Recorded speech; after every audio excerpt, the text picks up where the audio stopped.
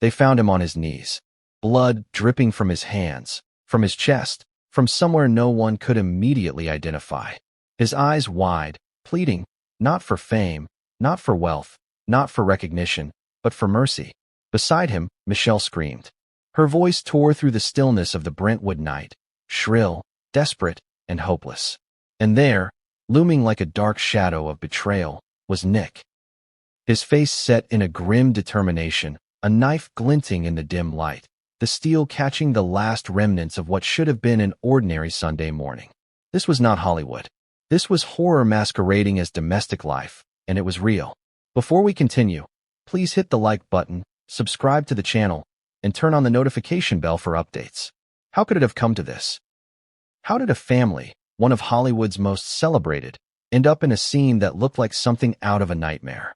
Rob Reiner, 78, director, actor, producer, someone whose name has been synonymous with laughter, with unforgettable movies, with a life that millions admired, was gone. Michelle, 70, a woman whose warmth and charm had been a stabilizing force in the Reiner household, was gone too. And the person charged with taking their lives was not a stranger, not a thief, not some faceless intruder, but their own son, their own flesh and blood, Nick Reiner, 32, a man who had lived under their roof, shared their wealth, and walked their halls. The Reiners were discovered in the early hours of Sunday morning. Romy, their daughter, stumbled into a scene that no parent should ever have to imagine. The bodies of her parents, throats slit, multiple stab wounds marking a violent finality, lay in the rooms where laughter had once echoed, where holiday dinners had been shared, where family photos lined the walls. The shock was instant, and the grief, immeasurable. But even grief could not stop the questions flooding her mind. Why? How? Could this have been prevented? Police reports would later reveal the official causes of death. Multiple sharp force injuries, ruled homicide by the LACME office. But official reports, cold and clinical, only capture part of the horror. They do not describe the screams that echoed through the house, the frantic calls, the chaos that rippled through a family that outsiders had always thought was perfect. They do not tell the story of a night that began like any other, at a party, with laughter and wine, and ended with violence so extreme it would haunt those left behind forever. In the hours leading up to their deaths, Rob and Michelle had been seen at Conan O'Brien's holiday party. Friends, colleagues, and associates would later describe the couple as charming, engaged, smiling, seemingly unaware of the storm that was brewing. Yet according to a lifelong family friend, a confrontation occurred there. Explosive, angry, one that hinted at fractures in the family's dynamics that no one outside could have imagined. It was more than a simple argument. It was a spark in a powder keg, and sparks, as we know, can ignite even the most stable structures. The Brentwood estate, valued at $13.5 million, is a mansion of extravagance, of beauty, of carefully curated luxury. But within those walls, the Reiner family had stories that were less glamorous, stories of resentment, tension, and possibly fear. To those who knew them, Rob and Michelle were loving parents, generous friends, and respected figures in Hollywood. But beneath the smiles, beneath the polite nods at industry events, what pressures, what conflicts, had been simmering quietly for years. What cracks in the family foundation had been ignored, underestimated, or hidden behind polite conversation and holiday cheer. Nick Reiner's arrest on the night of the murders sent shockwaves through Hollywood and beyond. 2 counts of first-degree murder. A cold, clinical summary of a crime that was anything but ordinary. But who is Nick? And how does someone with access to love, wealth, and opportunity commit an act so unthinkable against his own parents? Friends describe a complicated young man, sometimes charming, sometimes volatile. Others hint at long-standing tensions, battles over attention, recognition, and inheritance. But the truth, the real truth, would take months to unfold, and even now, fragments of it are still emerging. As news of the murders spread, the reactions were immediate. Headlines screamed, social media exploded. Fans struggled to reconcile the man who brought classics like A Few Good Men, The Princess Bride. And this is Spinal Tap into the world with the horror story now dominating every news cycle. How could a man whose life was defined by creativity, humor, and connection meets such a violent end. How could a family, seemingly normal, unravel so completely? And what role did the night before, the holiday party, the confrontation, the whispered warnings, play in the tragedy? This is a story about Hollywood, yes, but it is also a story about family, about trust, about betrayal. It is about the unexpected violence that can emerge from those we hold closest. And it is about the questions that remain unanswered even now. Why did it happen? Could someone have intervened? What secrets were hidden in plain sight, and which ones will never be revealed? The Reiner family tragedy also forces us to confront uncomfortable truths about perception versus reality. To the public, Rob and Michelle's lives may have seemed perfect. Glamorous dinners, celebrated careers, appearances on talk shows, philanthropic work. But the veneer of perfection is often just that, a veneer. Behind the walls of every mansion, in every family photo, in every seemingly joyful celebration, tensions can bubble, resentments can fester, and tempers can ignite in ways no one anticipates. And yet, the story does not begin and end with the tragedy itself. The lead-up, the subtle warning signs, the explosive moments at that fateful party, they matter just as much. They tell us who these people were, how they interacted, what pressures were mounting, and what cracks were showing in the foundation of their family life. This story is not just about a crime. It is about the human dynamics that led to a moment no one could have predicted but that, in hindsight, perhaps could have been seen. We will explore every angle. The party, the mansion, the explosive fight, the arrest, the autopsy, the hidden messages, the whispers among friends, and the Hollywood reaction. We will examine Nick Reiner's life, his personality, and the events that may have led him to a path so destructive. And we will hear from the people closest to the family, those who saw tensions rising but perhaps didn't know just how dire things had become. But even with all the evidence, all the witness statements, all the autopsy reports, one chilling question remains. What truly happened in the final moments before Rob Reiner and Michelle were murdered? Was it a moment of pure rage? A premeditated act? A combination of both? And what was going through Nick's mind as he stood over the parents who had raised him, loved him, and protected him for decades? And so we begin this story not with speculation, but with facts, with first-hand accounts, and with the fragments of a nightmare that was lived by a family who, until that fateful night, had been admired and respected by millions. What follows will reveal secrets, contradictions, and moments of intense drama that no one could have imagined. Moments that, when pieced together, form a picture of horror, tragedy, and human complexity. The night Rob and Michelle Reiner died is a night that will be dissected for years to come. But even as we analyze, even as we question motives and recount timelines, one truth remains. What happened that night was preventable, perhaps, but only if someone had seen the warning signs, only if someone had understood the depths of anger, fear, and resentment simmering beneath the surface. And the first sign, the spark that ignited the chain of events leading to that terrible morning, happened at a party where laughter and champagne masked the tension, where smiles hid frustration, and where a conversation turned explosive. What was said? Who said it? And could a single word, a single gesture, have changed the course of history for this family? What happened at that party? The question echoes louder now than it did at the time. Everyone thought it was just another festive holiday gathering in Hollywood, a mix of glittering lights, laughter, and champagne. But for Rob and Michelle Reiner, the evening would mark the beginning of a chain of events no one could have predicted, a series of moments that would culminate in tragedy. And at the center of it all was Nick. The party, hosted by Conan O'Brien, was as extravagant as anyone might expect in the world of late-night television and Hollywood elites. The house was adorned with twinkling lights, lavish decorations, and tables stacked with gourmet food. Guests moved through the rooms in waves of laughter, discussing projects, recent premieres, and, of course, holiday plans. The Reiners arrived together, seemingly cheerful, exchanging pleasantries with friends they had known for decades. But underneath their polished exteriors, tension had already begun to simmer. According to those present, the evening began as most parties do, with casual conversations and polite laughter. Rob, always the entertainer, worked the room with his easy charm, joking with acquaintances, recounting stories from film sets, and smiling for photographs.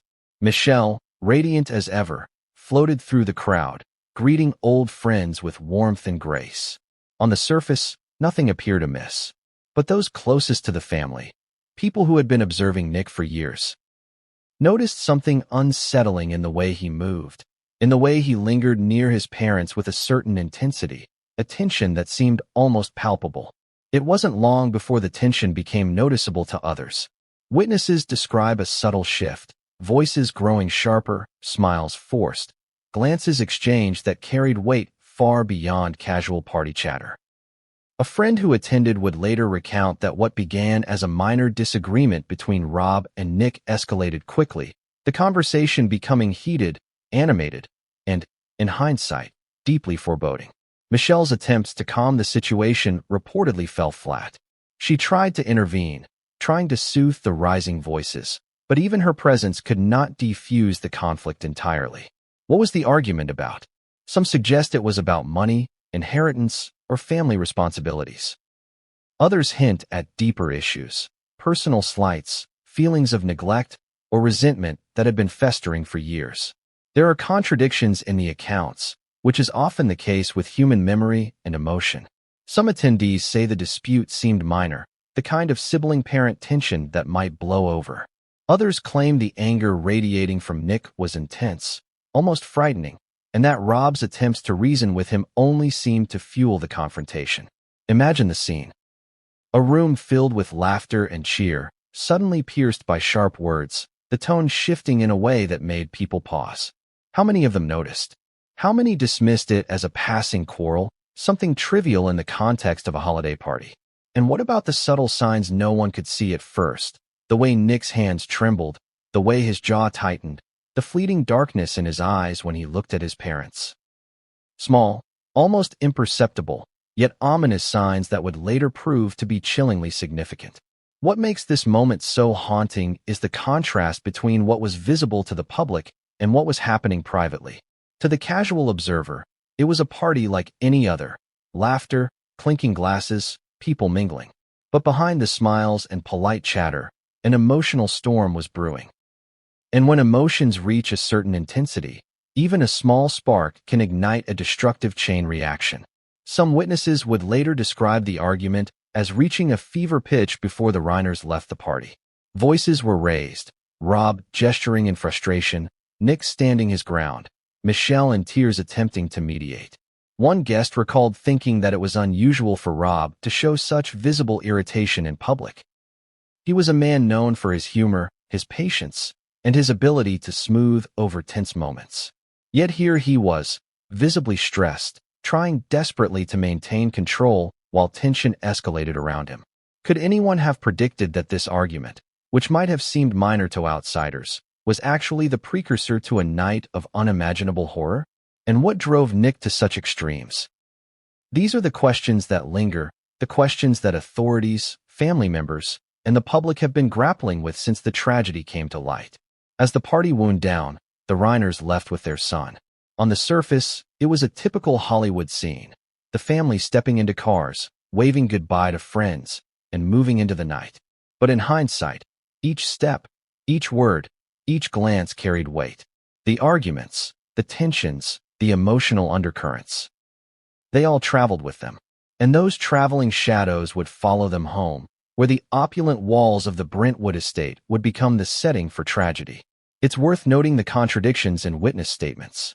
Some insist the argument was brief, resolved with polite words and empty assurances. Others claim it was explosive, with Rob visibly shaken, Nick angry and unrelenting, and Michelle trying, without success, to restore calm. Which version is true? Perhaps the truth lies somewhere in between, an emotional gradient that cannot be easily distilled into simple terms. And yet, even these conflicting accounts point to one undeniable fact. That night, the cracks in the family's foundation became visible. Imagine the Reiner family driving home through the dark streets of Brentwood, the city quiet, the party fading behind them. Did they know that the night was not over? Did they anticipate that within hours, the home they had built, the lives they had led, would be irrevocably changed? Could they have imagined that by the early morning hours, What had been arguments and tensions would transform into blood and irreversible horror. And this is where the story begins to take on an almost surreal quality. The glamour, the laughter, the familiarity of the Reiners' public lives, colliding with a domestic scene of fear, rage, and ultimately, death. It's a collision that forces us to confront uncomfortable truths about families, about trust, and about the hidden dynamics that exist behind closed doors. Why do some people act in ways that shock even those closest to them? How does anger and resentment build to a point where it becomes lethal? Nick Reiner's actions are almost impossible to comprehend, yet they also force us to look deeper, to consider the emotional pressures that may have been at play, the underlying conflicts that were ignored or unseen by others. What makes the night even more chilling is the role of those who were nearby but powerless to intervene. Friends, colleagues, family members, they all witnessed moments of tension, but none could have predicted the magnitude of what was to come. It raises difficult questions about human perception, about the things we notice and dismiss, about the assumptions we make about people we think we know. And then there is the element of timing, the cruel irony of the sequence of events. The party, which should have been an evening of joy, ended hours before a tragedy no one could have foreseen. The hours in between, the drive home, the conversations in the car, the quiet moments before dawn, were the calm before the storm. But what transpired in those hours? Who spoke? Who argued? And what choices were made that set the stage for what would happen in the early hours of Sunday morning? Some accounts suggest that the intensity of the argument at the party may have been a catalyst for the events at the estate. Others hint at longer-term issues. Nick's history of confrontations, his relationship with his parents, unspoken grievances that had been building for years. Was the party merely the spark, or was it the culmination of years of tension? These are the questions that haunt the story, the questions that make the tragedy so compelling, so heartbreaking, and so difficult to understand. Even as investigators pieced together the timeline, they were confronted with contradictions, incomplete accounts, and the limitations of human memory. Witnesses could only describe what they had seen, what they remembered, and yet every recollection varied slightly, leaving gaps in the narrative that made understanding the full picture even more complex. And yet, these discrepancies also tell us something vital. Human emotion is messy, unpredictable, and often contradictory. By the time the Reiners returned to their estate, the tension from the party had not dissipated. What followed in the quiet hours of the night would reveal the true depth of the conflict, the unresolved anger, and the final, devastating decisions that Nick would make. It is a sobering reminder that the events of a single evening can ripple outward with consequences that no one can fully anticipate, consequences that can shatter lives in ways that are permanent and irreversible. And so, as we move forward in this story, we must remember the party not merely as an event of glitz and glamour, but as the beginning of a narrative that led to tragedy. The laughter, the champagne, the smiles, they were a facade. Beneath them lay tension, resentment, and conflict that would erupt with catastrophic force. The night before would become a critical piece of the puzzle, a piece that hints at motive, a piece that provides context, and a piece that raises questions that may never be fully answered. But what happened once the family returned to the estate? The moment the door closed behind them, the private interactions that no one else witnessed, the words spoken in the quiet darkness. That is where the story truly begins, where the glamour ends and the nightmare begins. And what came next would change everything, and no one saw it coming. What secrets lurk behind walls that cost millions of dollars? A mansion worth $13.5 million can hold more than just luxury. It can hold tension, resentment, and family dynamics that the world never sees. For the Reiners, the Brentwood estate was more than a home. It was a stage for appearances, a fortress of privacy, and, tragically, the final backdrop for a family nightmare that would shock Hollywood and the world. The estate itself is vast. Rolling lawns, perfectly manicured gardens, and sprawling rooms with high ceilings create an aura of perfection. On the outside, it embodies the pinnacle of Hollywood living: exclusivity, beauty, and security. Cameras and gates keep unwanted attention away. The world sees a glamorous home where celebrities come to dine, laugh, and mingle. But what about the world inside? What does it feel like to live in a house where opulence and wealth coexist with tension and unspoken conflicts? To understand that night, we have to explore not just the mansion, but the people who live there. Rob Reiner and Michelle had built a life filled with accomplishments, laughter, and a family they loved, or at least they tried to. Romy, their daughter, remembers hallways lined with family photos, holiday decorations that transformed the rooms into a magical space each year, and laughter echoing in rooms that now feel haunted by tragedy. But even in her recollections, there is an undercurrent of unease, moments when tension flared and was quickly smoothed over. And then there was Nick, their son, whose presence in the house was both familiar and unsettling. Friends and family describe him as charming in small doses, capable of warmth, yet prone to volatility. He lived in the guest house on the property, a space that provided independence but also isolation. Some suggest that living nearby but separately created a disconnect from the family, a physical and emotional distance that may have contributed to his growing resentment. Others believe it allowed him to observe his parents and sibling in ways that heightened his frustrations. It is often said that money can magnify existing family issues. In the Reiner household, wealth may have created both opportunity and tension. Generosity, privileges, and status can sometimes become points of contention, especially when expectations are unmet or when one feels overshadowed by parental achievements. Friends hint that Nick may have struggled with feeling unseen, his successes pale in comparison to Rob's legendary career, and Michelle's nurturing influence sometimes highlighting the gaps he perceived in his own life. The Reiners were not immune to human complexity. Rob, known for his humor and intelligence, also had moments of frustration, especially when trying to manage family dynamics. Michelle, as warm and loving as she was, faced the exhausting role of mediator, attempting to balance the personalities in her household while maintaining her own sense of peace.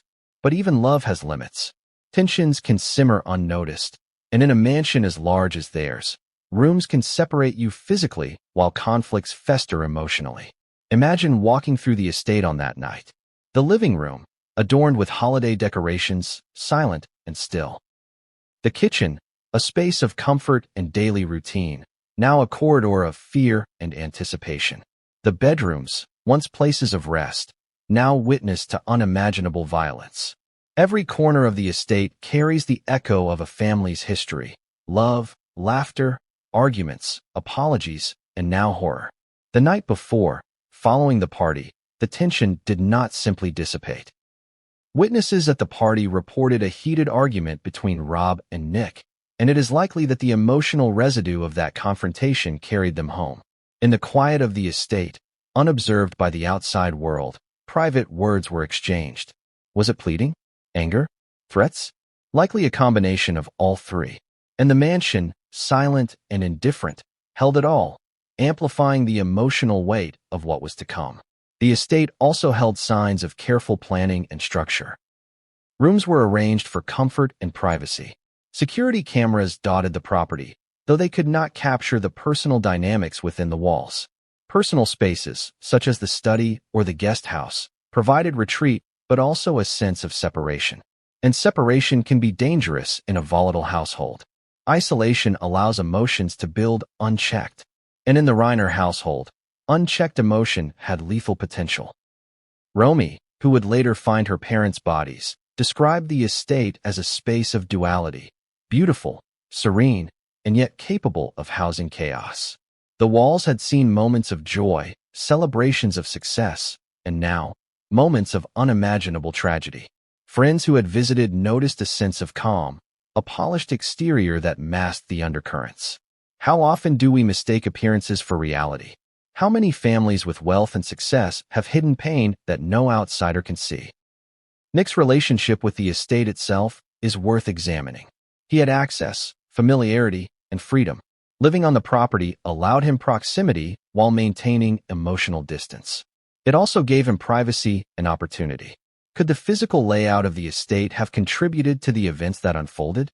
Could the spaces designed for comfort have instead become incubators for conflict? It is chilling to consider how the architecture of a home can intersect with human emotion, turning safe spaces into sites of horror. The tension in the household was not new.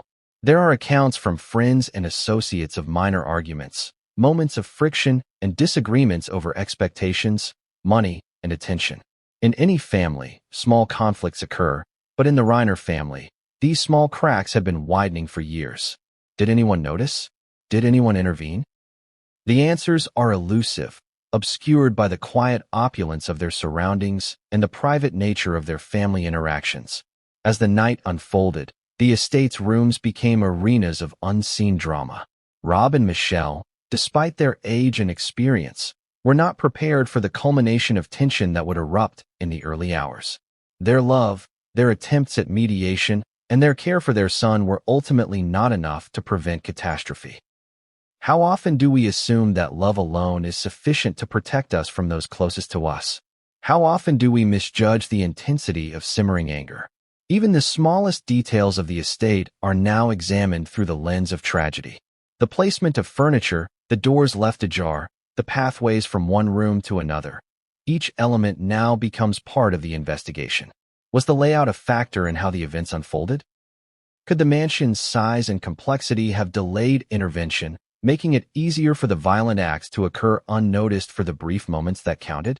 Beyond the physical space, the estate also housed memories and symbols of the Reiners' life together. Photographs lining the walls, awards displayed on shelves, books stacked carefully in the study, all reminders of a life well lived, yet now overshadowed by death. Romy would later recount the haunting contrast. Spaces once filled with laughter, now silent and stained with the weight of loss.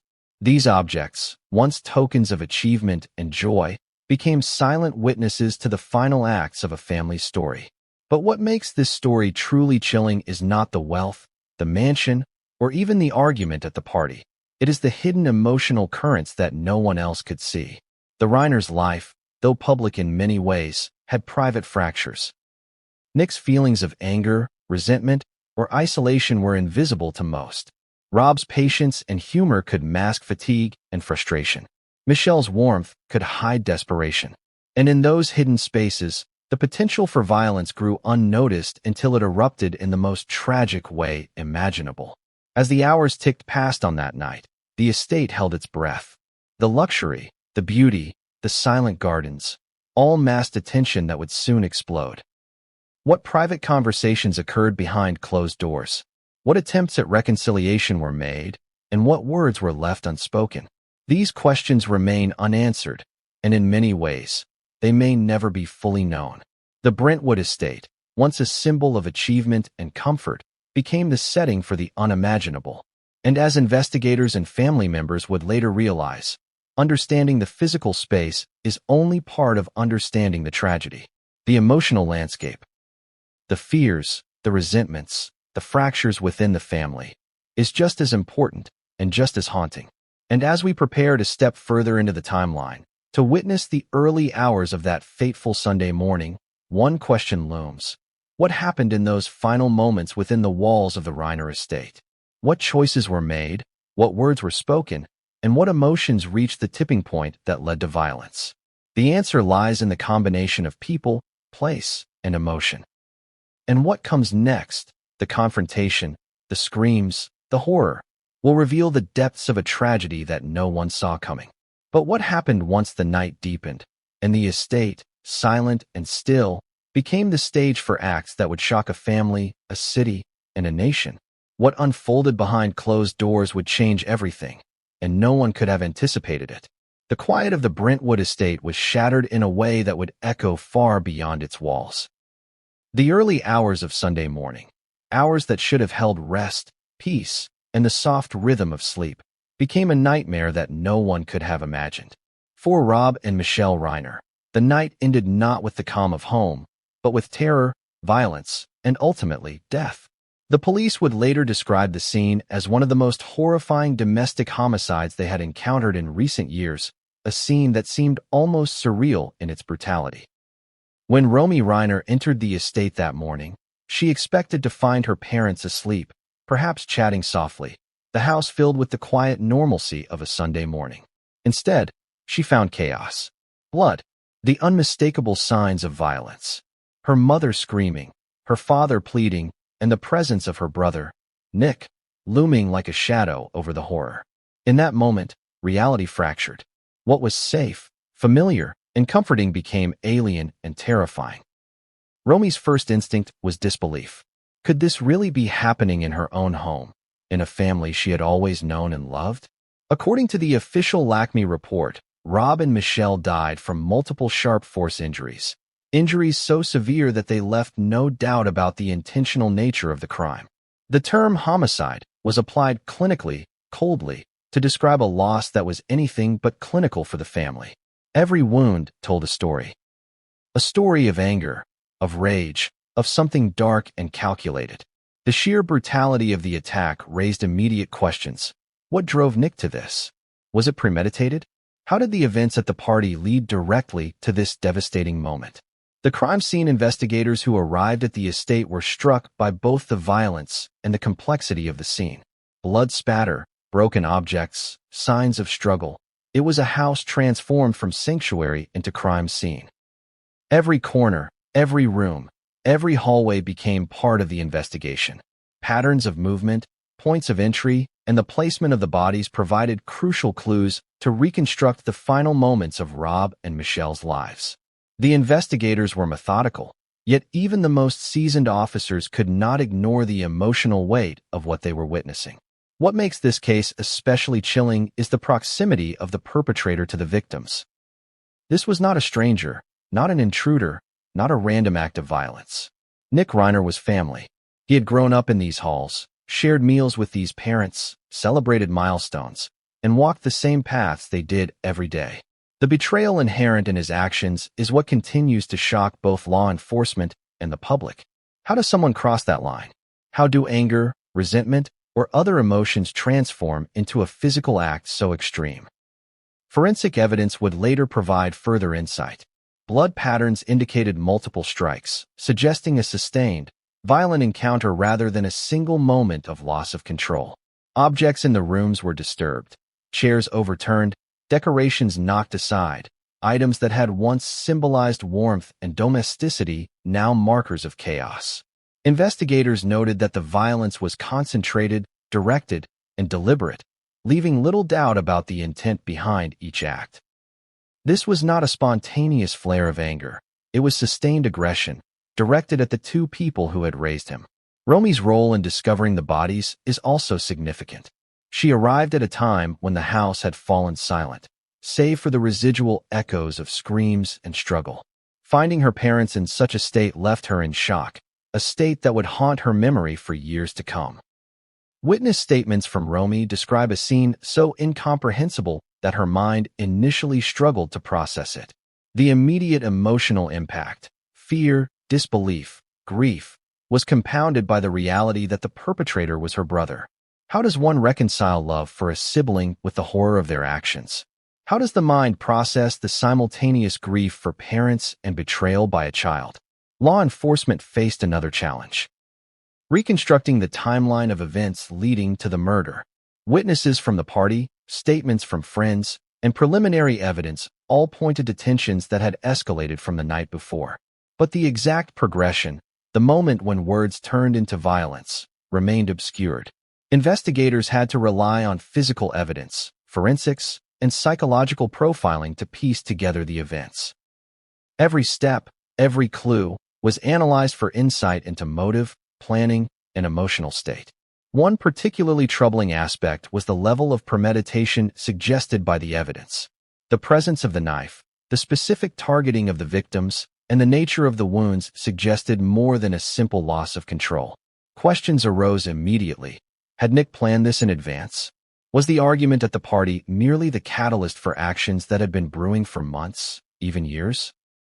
Friends and family later revealed that there had been signs of tension, signs of anger, and subtle indications that all was not well in the Reiner household. But no one anticipated violence of this magnitude. And then there are the contradictions in witness accounts. Some described Nick as calm, almost subdued in the hours before the murders. Others describe him as visibly agitated, pacing, or muttering under his breath. Some reports suggest that Rob attempted to de-escalate, that Michelle intervened repeatedly, and that for a fleeting moment, It seemed as though the confrontation might end without violence. Yet the physical evidence tells a different story, one of an act so violent, so sudden, that no mediation could have prevented it. The police also considered the emotional state of all involved. Psychological factors, personal history, and prior conflicts were weighed against the evidence at the scene. Investigators spoke with neighbors, friends, and colleagues, attempting to understand the underlying dynamics. Was this the culmination of long-standing family tensions? Were there specific grievances that had reached a tipping point? Or was this an isolated incident triggered entirely by the argument at the party? Every lead was explored, every possibility considered, yet some questions remained unanswerable. In addition to the human element, the physical setting played a role in the tragedy. The sprawling estate, with its multiple rooms, quiet hallways, and secluded spaces, created conditions that allowed violence to unfold before discovery.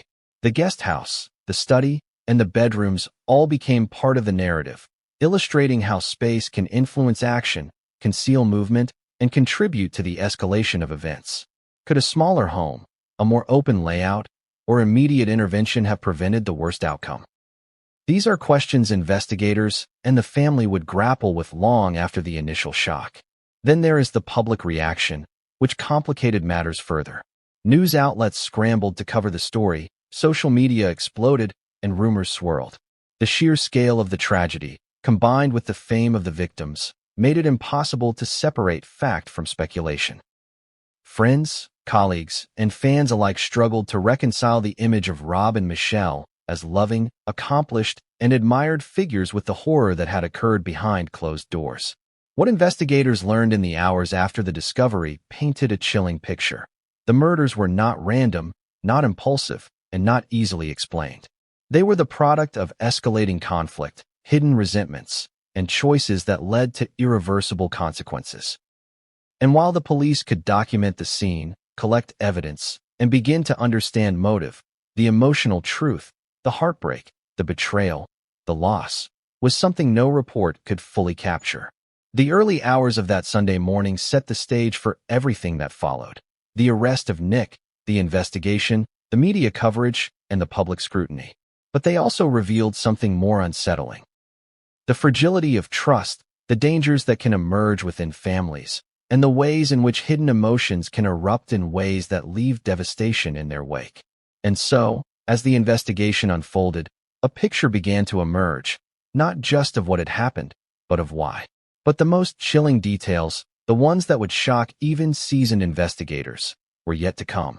What did the forensic evidence truly reveal about the moments before Rob and Michelle's deaths? What messages, what subtle signs, had been overlooked in the chaos? And how would the police piece together a story that seemed almost impossible to believe? What came next would expose layers of tension, premeditation, and emotion that no one had anticipated. And it would change the way everyone saw the Reiner family forever. Who really is Nick Reiner? How does a son, raised in privilege, love, and security, come to commit an act so unthinkable against his own parents? This is the question that has haunted family members, friends, investigators, and the public since that Sunday morning. To understand the tragedy, we must delve into the life of the man accused of murder, a man whose outward charm and private turmoil existed in stark, dangerous contrast. Nick grew up in a household that, on the surface, seemed ideal. Rob Reiner, a legendary figure in Hollywood, was a father whose charisma and wit shaped the world around him. Michelle, a nurturing and intelligent mother, provided stability, warmth, and guidance. But within that polished exterior, there were complexities, tensions, and expectations that would define Nick's upbringing. Privilege can be a double-edged sword. It offers opportunity, but also immense pressure. For Nick, the shadow of his parents' accomplishments may have been both inspiring and suffocating. Friends described Nick as intelligent and capable, yet volatile. In public, he could be charming, articulate, even funny. He moved with a confidence that suggested ease and control. But behind closed doors, there were signs of emotional turbulence. Longtime family friends hint at mood swings, moments of intense anger, and periods of isolation. While he attended social events and appeared in public alongside his parents, There were always undercurrents of dissatisfaction, a restlessness that went beyond the normal frustrations of growing up in a famous family. Some speculate that Nick struggled with identity. How do you define yourself when your father is a Hollywood icon and your mother a beloved public figure? Every success can feel diminished in the shadow of fame. Every misstep is amplified. And in families like the Reiners, the public narrative often masks private struggles. Friends mention arguments over expectations, resentment toward parental authority, and feelings of being misunderstood or overlooked. The very love that should have been protective may have felt constraining to Nick, creating a tension that simmered beneath the surface. In the months leading up to the tragedy, those tensions reportedly intensified. Witnesses suggest that Nick had begun isolating himself more, spending time alone in the guest house, avoiding extended interactions with the family. While some may see this as normal adolescent or young adult behavior, others interpret it as a warning sign. A young man retreating, harboring frustration, and internalizing anger that had nowhere to go. Could isolation have amplified the emotional turbulence that was already present? Could moments that seemed innocuous to observers have been the build-up to something catastrophic? Friends and acquaintances also describe Nick's behavior at social events as increasingly unpredictable. He could shift from laughter to irritation in moments, and from charm to agitation without warning. While he had a close circle of friends, some noticed that his interactions with family carried a unique intensity, an insistence on attention, a need for validation, and at times, a simmering anger that seemed disproportionate to the circumstances. How does a family reconcile love for a child who can oscillate between warmth and volatility so quickly? And how do these emotional patterns escalate into something so lethal? It's impossible to ignore the argument at Conan O'Brien's holiday party. Multiple sources confirm that tension between Nick and Rob escalated dramatically that night, creating a flashpoint for the tragedy that followed. While arguments between parents and children are not uncommon, this was different. Witnesses describe a combination of intensity, frustration, and underlying resentment that suggested deeper issues than a single night's disagreement. Could this confrontation have been the trigger? Was it the culmination of long-standing emotional conflicts that had been ignored or underestimated by the family? Examining Nick's psychological profile offers some insight. Experts in criminal behavior suggest that familial homicide often emerges from a combination of factors: perceived grievances, feelings of inadequacy, and emotional dysregulation. In Nick's case, patterns of isolation, mood instability, and conflicts with his parents may have created a volatile emotional landscape. These factors, combined with proximity to the victims, knowledge of the home's layout, and access to weapons, set the stage for a tragedy that was both deeply personal and tragically preventable. But Nick is not a one-dimensional figure. He had moments of tenderness, moments of humor, moments where he displayed care and thoughtfulness. This duality makes the narrative even more complicated. How can the same person embody both charm and violence? How can someone capable of affection also carry the capacity for lethal rage? These contradictions are at the heart of understanding the Reiner tragedy. Family dynamics also played a role. Nick's relationship with his parents was complicated. Rob's public persona as a loving, witty, and intelligent father may have created expectations that Nick felt he could never meet. Michelle's nurturing influence may have inadvertently heightened feelings of inadequacy, a perception that love came with conditions or comparisons. Small disagreements could escalate because underlying emotional tensions were already high, a pressure cooker ready to explode. Financial and social pressures cannot be ignored either. Growing up in privilege comes with scrutiny, expectations, and public visibility. Every action is observed, judged, and often compared. For a young man like Nick, navigating identity, autonomy, and familial expectation in such an environment is challenging. Could these pressures have contributed to feelings of resentment, anger, and eventual desperation? As investigators pieced together his actions, they focused on both motive and opportunity. Nick's proximity, familiarity with the house, and access to weapons created the conditions for tragedy. But they also considered emotional triggers, arguments, perceived slights, and the weight of long-standing resentment. How often do we underestimate the emotional lives of those closest to us? How often do tensions fester silently, waiting for a spark? Even friends who had known Nick for years were shocked by the alleged violence. He never seemed capable of this, one longtime acquaintance admitted. He could be frustrating, yes, but to this extent? I can't believe it. Yet the evidence, multiple stab wounds, deliberate targeting, sustained aggression, paints a clear picture. This was not a momentary lapse. It was a deliberate, violent act that destroyed a family in a matter of hours. The duality of Nick's personality complicates the narrative further. Outwardly, he maintained friendships, attended social events, and interacted with the public world of Hollywood. Privately, he harbored conflicts, emotions, and resentments that few could see. This divergence between public persona and private reality is a pattern seen in many familial homicides, yet it is rarely fully understood by those outside the immediate family circle. And what about the warning signs? Friends and neighbors have since described subtle moments. Heated exchanges, periods of isolation, mood swings, and small conflicts that seem to signal deeper issues. In retrospect, these signs may have been visible, yet they went unheeded. How often do we recognize warning signs too late? How often do we dismiss behavior as temporary frustration or normal teenage rebellion, unaware that the underlying issues are far more serious? By examining Nick's life, the police began to understand the context of the tragedy. They looked at his upbringing, his relationship with his parents, his emotional history, and his actions in the hours leading to the murders. Each element contributed to a complex picture of a young man grappling with identity, emotion, and perceived grievance, a picture that tragically ended in irreversible violence. And yet, questions remain.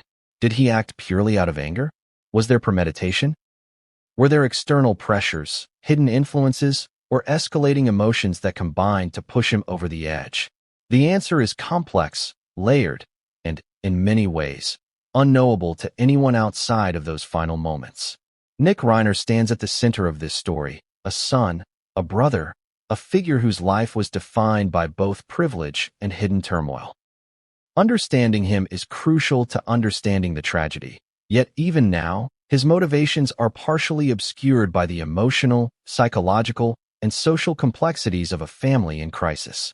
But what did the moments immediately preceding the murders look like? How did Nick move from anger to action?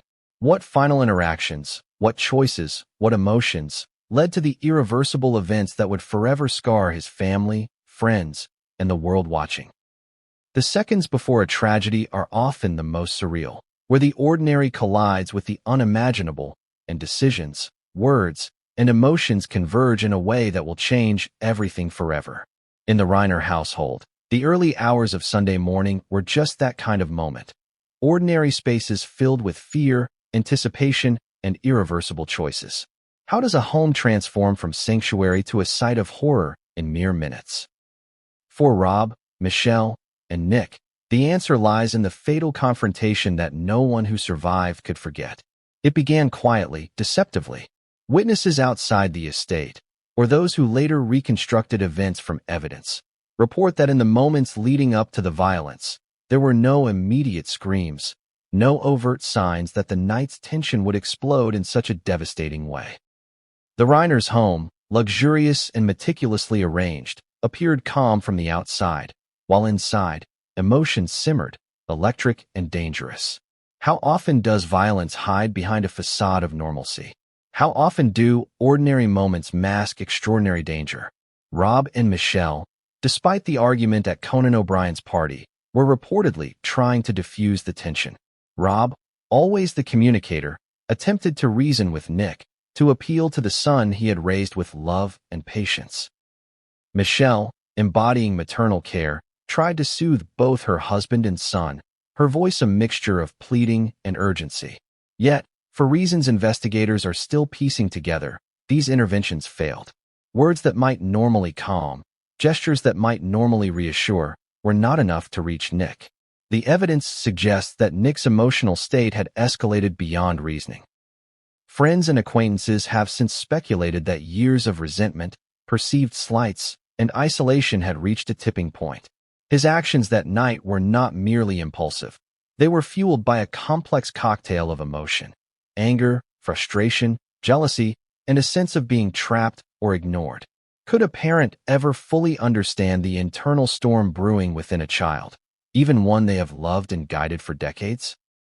In Nick's case, whatever warnings existed went unnoticed until it was tragically too late. The estate itself played a chilling role. Its vast rooms and quiet hallways allowed for movement, retreat, and confrontation in ways that smaller homes might not have. Investigators note that the physical layout contributed to the tragedy. Closed doors, separate spaces, and the guest house provided privacy that, under ordinary circumstances, might have been comforting. But in moments of conflict, it created isolation and opportunity for unimpeded violence. At some point, voices escalated. Evidence indicates that Rob may have been pleading, urging calm, trying to remind Nick of family bonds and love. Michelle reportedly attempted to intervene physically, moving between her husband and son in an effort to stop the aggression. Yet, despite their combined efforts, Nick's focus narrowed, his anger overtaking reason. The transformation from argument to physical violence was abrupt, leaving no time for further mediation. The attack itself, as revealed through forensic evidence, was sudden and brutal. Sharp force injuries indicate multiple strikes, each deliberate and targeted. Blood spatter and patterns suggest a struggle, an attempt at defense, resistance, and intervention before the tragic outcome. Every wound tells a story of desperation, fear, and aggression, a story that forensic science can reconstruct, but that cannot fully convey the emotional horror of the moment. Neighbors later reported hearing muffled sounds, but the estate's structure, combined with the early hour and vast property, meant that the events went largely unnoticed until Romy discovered the aftermath. The silence of the night, the distance from observers, and the closed doors created a terrifying cocoon in which the violence unfolded unimpeded. Could earlier intervention, even by a neighbor or family friend, have prevented the worst? These are questions that linger but cannot be answered with certainty. What is particularly haunting is the psychology behind the confrontation. Familial homicides often arise from complex dynamics. Perceived injustice, emotional dysregulation, and a tipping point where anger overrides empathy. In Nick's case, decades of personal tension, compounded by immediate conflict, reached critical mass. Investigators suggest that the combination of proximity, familiarity, and long-standing grievances created a situation in which tragic action became possible and ultimately irreversible. During the confrontation, Rob and Michelle reportedly attempted to de-escalate, offering words of reason, recalling family bonds, and expressing concern for Nick's future. Their pleas, however, collided with a son in a state of emotional crisis, whose perception of reality may have been skewed by resentment and anger. This is the chilling paradox of domestic tragedy. The closer the relationship, the deeper the potential for conflict, and sometimes, the more lethal the outcome. Forensic reconstruction reveals that the final moments were chaotic, violent, and heartbreakingly brief. Each second mattered. Each choice, gesture, and word influenced the course of events. While the evidence can describe the physicality, it cannot capture the psychological and emotional complexity, the fear, the anger, the heartbreak, and the betrayal that filled the room. How does one survive witnessing such an intimate, horrific breakdown of family bonds? How does one reconcile love for a child with horror at their actions? The aftermath of the confrontation leaves lingering questions that investigators, psychologists, and the public struggle to answer. Was there a moment when intervention could have prevented escalation? Could a conversation, an appeal, or a pause have altered the trajectory? Or were events so inevitable, given years of tension, that tragedy was always a potential outcome? Even now, the specific emotional triggers remain partly speculative.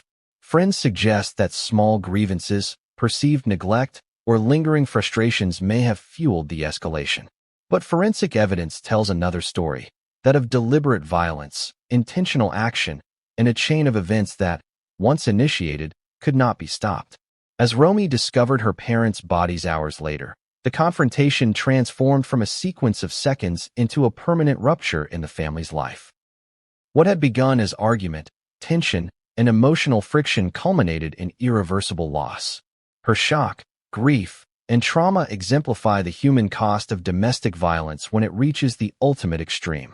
And yet, even as the police documented the scene, collected evidence, and pieced together the timeline, one crucial question remained. What drove Nick to the point of lethal violence? What combination of emotion, history, and circumstance transformed argument into action?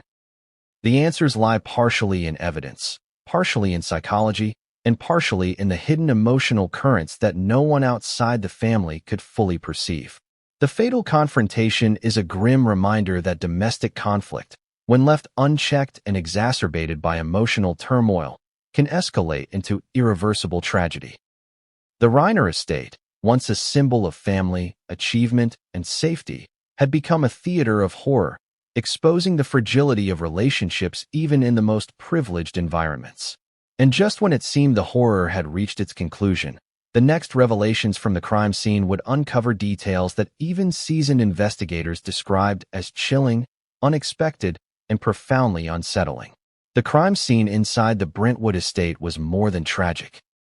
It was a puzzle, a chaotic landscape of violence that investigators had to decipher piece by piece.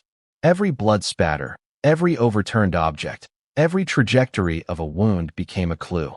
Forensic science would reveal not just the brutality of the act, but the terrifying precision behind it, providing insights into the final moments of Rob and Michelle Reiner. What the team uncovered would shock even seasoned detectives and change the narrative of that night in ways no one could have anticipated.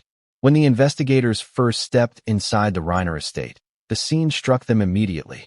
Blood covered multiple surfaces, the hardwood floors, the carpeted hallways, the edges of furniture. The distribution suggested a struggle, resistance, and desperate attempts to fend off an attack. Bloodstain pattern analysis would later reveal that the violence was concentrated, deliberate, and targeted. This was not a momentary lapse of anger. It was sustained aggression, executed with chilling intent. Forensic teams quickly documented the position of the bodies. Rob had been found on his knees, bloodied and pleading, a posture suggesting both desperation and an attempt to de-escalate. Michelle's position, according to initial reports, suggested she had tried to intervene physically, her hands raised in a protective stance.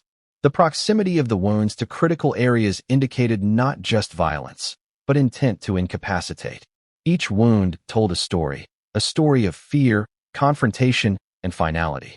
Investigators meticulously collected evidence, analyzing not just the injuries, but also the surrounding environment. Furniture was overturned, decorations knocked aside, and objects displaced.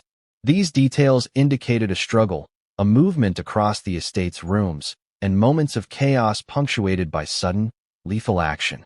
Every piece of the puzzle hinted at what had occurred in those final, horrifying minutes. Perhaps most disturbing were the trajectories of the wounds. The forensic team determined multiple angles of attack, suggesting that the assailant was in motion, moving between victims, and delivering targeted strikes with repeated force. This level of activity required not only intent but coordination, further supporting the conclusion that the violence was deliberate and sustained. How could such precision occur in moments of heightened emotion? Was it rage alone, or something deeper, something calculated? Weapons analysis added another layer of insight.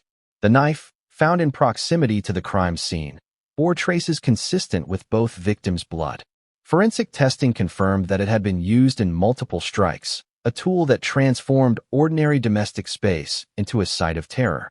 The choice of weapon, its handling, and its repeated use painted a clear picture of both access and intent. This was not accidental. This was not defensive. This was action carried out with terrifying awareness. Investigators also turned their attention to the surrounding areas of the estate. Footprints, scuff marks, and minor disturbances indicated movement between rooms, corroborating witness statements and reconstructing the sequence of events. Each step, each action, was critical in understanding the chronology of the night. How long did the confrontation last? Were there moments when intervention could have changed the outcome? The forensic team's work began to answer these questions. But with each revelation came deeper horror. One particularly chilling discovery involved personal items in the estate. Family photos, awards, and other memorabilia had been displaced or damaged in the struggle. These items, once symbols of achievement and familial pride, became unintended witnesses to the violence. Their presence highlighted the intimate nature of the crime. These were not strangers, but a family turned against itself, in a space once filled with love and laughter. DNA and trace evidence further illuminated the dynamics of the confrontation. Investigators noted defensive wounds on both Rob and Michelle, suggesting attempts to protect themselves from repeated strikes. Blood distribution indicated moments of movement, resistance, and desperate attempts to de-escalate the situation. Every detail painted a picture of terror, chaos, and familial betrayal. Forensic psychology also came into play. Experts examined the actions, sequence, and intensity of the attack to assess emotional state, intent, and possible triggers.